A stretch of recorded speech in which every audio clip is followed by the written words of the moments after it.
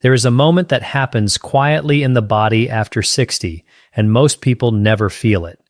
The same pill you've been taking for years, the one your body tolerated without any issue, can suddenly begin to behave differently. Not because the pill changed, but because your body did. And in some cases, that difference is not small. It can mean the difference between protection and risk, between stability and a slow buildup towards something much more serious, like a heart attack or stroke. What makes this especially dangerous is that nothing feels wrong at first. No warning sign, no pain, no clear signal, just a silent shift. And today, we're going to talk about 5 specific types of medications that after the age of 60 have been linked to an increased risk of cardiovascular events, especially when certain conditions are present or when they're taken the same way they were years earlier. But here's the part that matters most. This is not about fear. This is about understanding what's actually happening inside your body so you can make better decisions moving forward. My name is Dr. William. I'm a medical doctor and physician, and on this channel, I break down complex health topics into clear, practical explanations so you can better understand what may be happening inside your body and what actually makes a difference over time. If you find this kind of information helpful, you can subscribe, but more importantly, stay with me through this, because one of the medications we'll talk about today is taken daily by millions of people and almost never questioned. Now, to understand why these risks increase after 60, you have to start with something most people are never told. Your body does not process medications the same way it used to, and this is where things begin to change.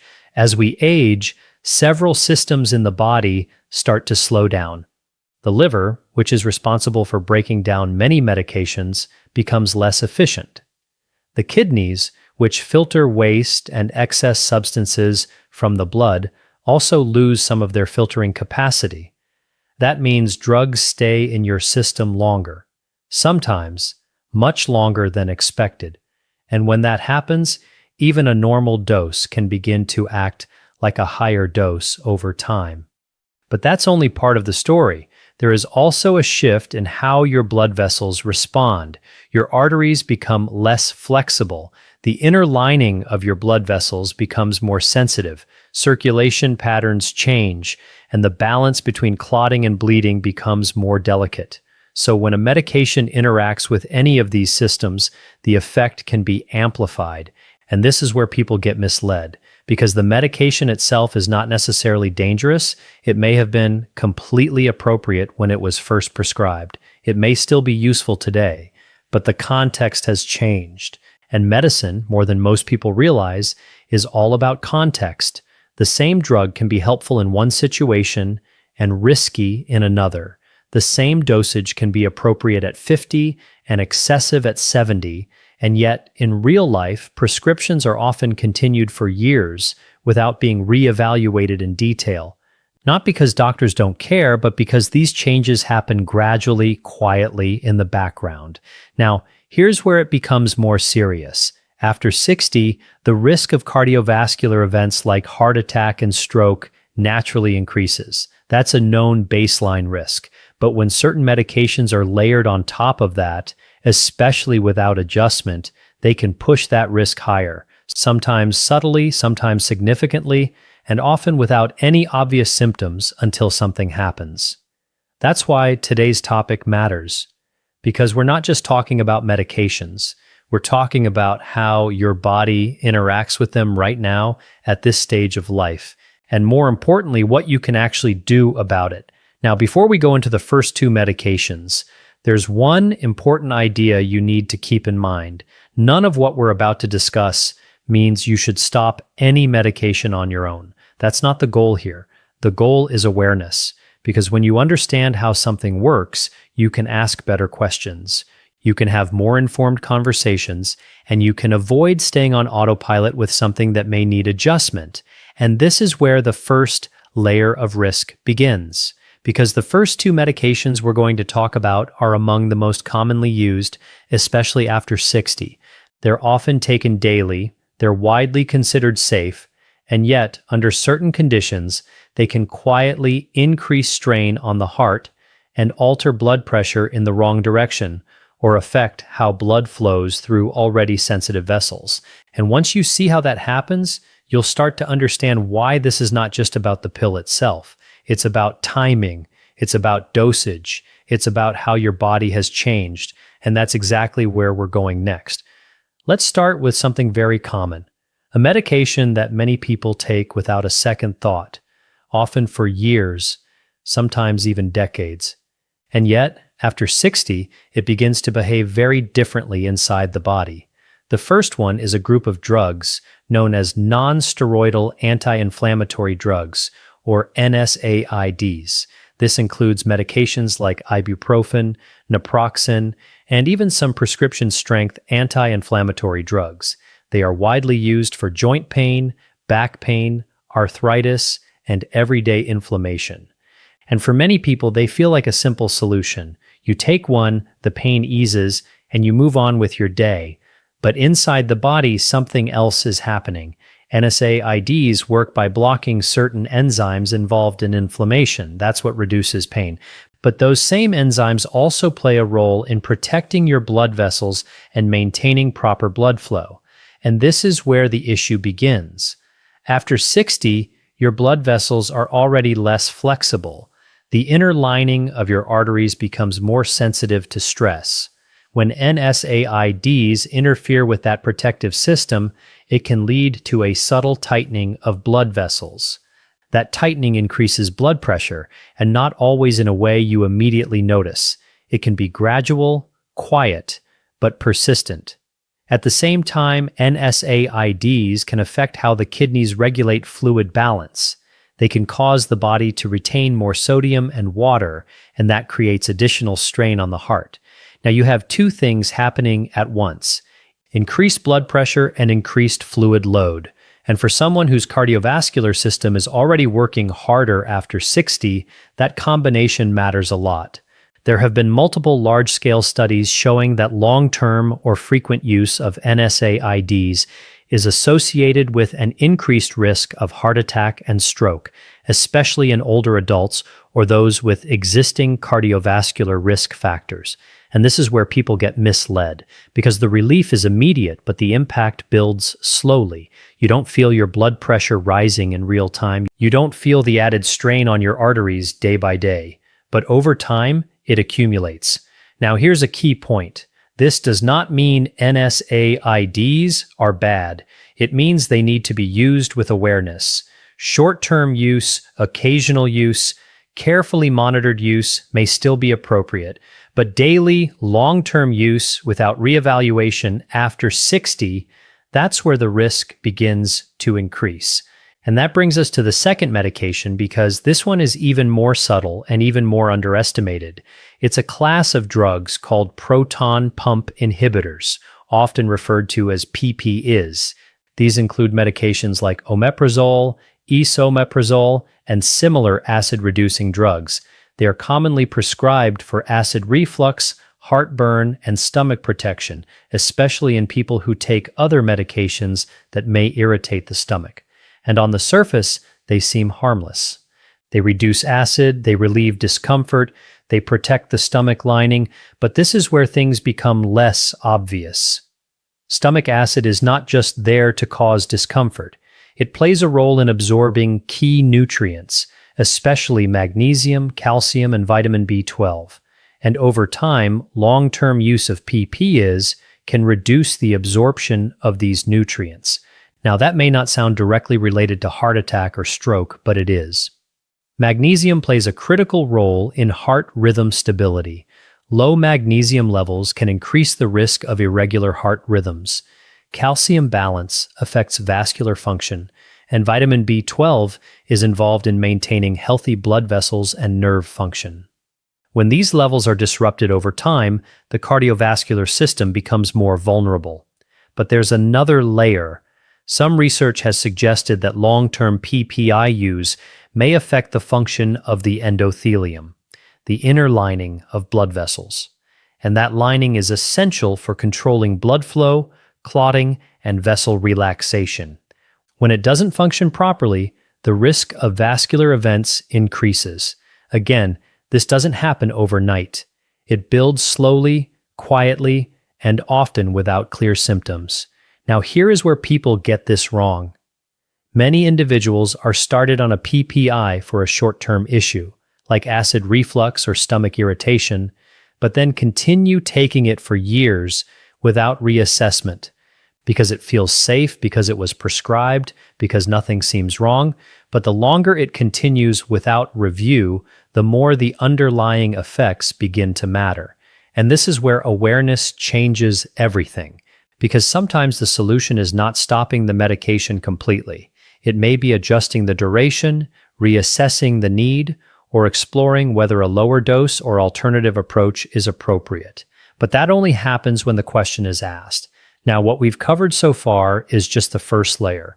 Two very common medications, two mechanisms that quietly increase cardiovascular strain over time. But what comes next is where things begin to go deeper, because the next two medications don't just affect pressure or nutrient levels. They interact directly with how your heart functions, how your blood moves, and how your system responds under stress. And once you understand that part, the picture becomes much clearer. Now, this is where things start to shift from subtle to something much more significant, because the next two medications don't just influence blood pressure or nutrient levels. They interact directly with how your cardiovascular system behaves under stress. And in many cases, the effects are not immediate. They build slowly over months, sometimes years, which is exactly why they're so often missed. Let's start with the third one, a class of medications commonly used for sleep, anxiety, or calming the nervous system. These are known as benzodiazepines. Examples include diazepam, lorazepam, and similar medications. They are effective. They can reduce anxiety quickly. They can help with sleep. And for many people, especially later in life, they feel like a necessary support. But here's what's happening underneath. Benzodiazepines act on the central nervous system. They slow brain activity, which creates that calming effect. But they also slow down other systems in the body, including breathing, reaction time, and coordination. Now, you might wonder, how does that connect to heart attack or stroke risk? This is where the mechanism becomes important. As we age, the body becomes more sensitive to these medications. They stay in the system longer, they accumulate more easily, and their sedative effect becomes stronger even at the same dose. Over time, this can lead to reduced physical activity, less movement, and more time spent sitting or lying down. And that matters more than most people realize, because circulation depends on movement. When movement decreases, blood flow becomes less efficient. The risk of clot formation increases, and oxygen delivery to tissues becomes less optimal. But there's another layer.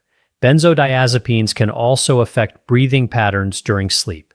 They can contribute to shallow breathing or worsen existing sleep-related breathing issues, like sleep apnea. And when oxygen levels drop repeatedly during the night, even slightly, it puts additional strain on the heart. Now, you've a combination: reduced circulation, lower oxygen levels, and increased vulnerability in an aging cardiovascular system. And again, this doesn't feel dramatic. It feels like fatigue. It feels like slower mornings. It feels like normal aging. But underneath, the system is under more stress than it should be. And this is where the long-term effect begins to matter, because over time, these small changes can contribute to a higher risk of cardiovascular events, especially when combined with other factors like high blood pressure or existing vascular disease. Now, here's something most people don't realize. The risk is not just from taking the medication, it's from taking it continuously without reassessment as the body changes. And that brings us to the fourth medication, because this is where things become even more complex, not because of what the drug does on its own, but because of how it interacts with everything else. The fourth category is certain decongestants and stimulant-like medications. This includes drugs containing pseudoephedrine and some combination cold medications. These are often used for sinus congestion, colds, or seasonal discomfort, and they are easy to access. Many are available over the counter, which makes them feel safe. But their mechanism is very different. Decongestants work by constricting blood vessels. That's how they reduce swelling in the nasal passages. But that effect does not stay limited to the nose. It affects blood vessels throughout the body, including those connected to the heart. When blood vessels constrict, blood pressure rises, heart rate can increase, and the heart has to work harder to push blood through a tighter system. Now, in a younger body with flexible arteries, this effect is usually tolerated, but after 60, when arteries are already less elastic, that added constriction can become significant, especially if someone already has high blood pressure or is taking medications that affect cardiovascular function. And this is where combinations become dangerous, because many people do not take just one medication, they take several, a blood pressure medication, a pain reliever, something for sleep, and then during a cold or allergy season, a decongestant is added on top. Individually, each one may seem manageable, but together they begin to interact. One raises blood pressure, another affects fluid balance, another slows the system down, and the body has to compensate. Now, here's where people get caught off guard because the trigger event, the moment something happens, often seems sudden, but the buildup has been there for a long time. This is what makes these situations so misleading. It feels like it came out of nowhere, but in reality, it was a gradual accumulation of stress on the cardiovascular system. And this is why awareness matters more than anything else, because when you understand how these medications interact, you start to see patterns. You start to recognize when something may not be working in your favor anymore. And that's where the next part becomes critical, because there is one more medication. And this one stands out not because it is rare, but because it is incredibly common, widely used, and almost never questioned. And once you understand how it affects the body after 60, it changes the way you look at it entirely. Now, this is the one that tends to surprise people the most, not because it's obscure, not because it's rarely used, but because it's everywhere, taken daily, trusted, and often assumed to be completely harmless. And yet, after 60, the way it interacts with your body can quietly shift in a direction that increases cardiovascular risk, especially when it's used without regular review. The fifth medication is low-dose aspirin. For years, aspirin was widely recommended as a simple way to protect the heart. A small daily dose, often called baby aspirin, was thought to help prevent heart attacks and strokes by reducing blood clot formation. And in certain situations, that is still true. For people who have already had a heart attack or a stroke, or who have specific high-risk conditions, aspirin can play an important protective role. But here's where things changed. More recent research has shown that for many adults over 60 who have not had a previous cardiovascular event, the routine use of aspirin may not provide the benefit people once believed. And in some cases, it may actually increase risk. Now, let's break down why. Aspirin works by reducing the ability of platelets to stick together. That helps prevent clots from forming inside arteries. But clotting is not just something harmful. It is also a protective mechanism. Your body uses it to stop bleeding when vessels are damaged. After 60, blood vessels become more fragile. The lining of the digestive tract becomes more sensitive, and the balance between clotting and bleeding becomes more delicate. So, when aspirin reduces clotting ability in this context, it can increase the risk of internal bleeding, especially in the stomach or brain. Now, you might wonder, how does that connect to stroke or heart risk? This is where the nuance matters. There are two main types of stroke. One caused by a clot-blocking blood flow, and another caused by bleeding in the brain. Aspirin can reduce the risk of clot-related strokes, but it can increase the risk of bleeding-related strokes. And after 60, especially without a clear cardiovascular history, that balance can shift. In some individuals, the bleeding risk begins to outweigh the protective benefit. And that's exactly what more recent clinical guidelines have started to reflect. Now, here is where this becomes even more important. Many people started taking aspirin years ago based on older recommendations and simply continued. No change, no reassessment, because it felt like a safe preventive habit. But medicine evolves, and what was once standard practice is not always the best approach today. This does not mean aspirin is bad. It means it is specific. It must be matched to the right situation, the right risk profile, the right individual, and this is where understanding your own context becomes critical. Because taking aspirin just in case, without knowing whether it truly benefits you, can create a situation where risk is added without meaningful protection. Now, here is the shift that matters. Up to this point, we've talked about 5 medications, each with a different mechanism, each affecting the body in a different way, but they all share something in common. Their risk increases when they are taken the same way, despite the body changing over time. And this is where control comes back to you. Because the most important step is not stopping everything. It's understanding what needs to be reevaluated. So, here are a few practical things that actually make a difference. First, review your medications regularly, not just when something goes wrong, but proactively.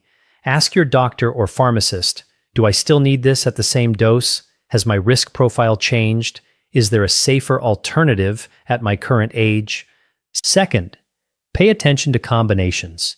Many of the risks we talked about are not from a single medication, but from how multiple drugs interact. Even over-the-counter medications, even occasional use, everything counts. Third, watch for subtle signals. Not dramatic symptoms, but small changes. Increased fatigue, shortness of breath, unusual dizziness, changes in blood pressure readings. These are often early indicators that something needs adjustment. And finally, understand that your body is not static. What worked 10 years ago may not be ideal today, and that's not a problem. It's simply part of how the body evolves. Now, what we've covered so far gives you a clear picture of where the risks can come from. But the most important part is still ahead, because understanding the problem is only one side of it. What truly matters is what you do with that information moving forward, and how you use it to protect your health in a way that is practical, realistic, and grounded in how your body actually works today. If there's one thing to take away from everything we've just covered, it's this. The real risk is not the medication itself. It's taking it the same way while your body is no longer the same. Because after 60, your body is not simply an older version of what it used to be. It functions differently. It processes substances differently. It responds differently under stress. And most importantly, it tolerates imbalance less easily. That means even small mismatches, small excesses, and small interactions can have a larger impact than they once did. And this is where many people unknowingly fall into a pattern. They continue what has always worked. They trust what has always been prescribed. They follow the same routine day after day, year after year, not realizing that the context has shifted. And this is not about doing something wrong. It's about something that was never clearly explained. Because in medicine, there is a concept that doesn't get talked about enough. Not everything needs to be added. Sometimes things need to be adjusted, reduced, or reconsidered, and that process is just as important as starting a treatment in the first place. Now, here's where this becomes empowering rather than concerning, because once you understand this principle, you start to see your health differently. You stop looking at medications as fixed, permanent solutions, and you begin to see them as tools. Tools that need to be used at the right time in the right way for the right stage of life. And when that alignment is correct, they can be incredibly helpful. But when that alignment drifts even slightly, that's where risk begins to build. Now think about the 5 medications we discussed. Pain relievers like NSAIDs, helpful for reducing inflammation, but capable of increasing blood pressure and fluid retention when used long-term.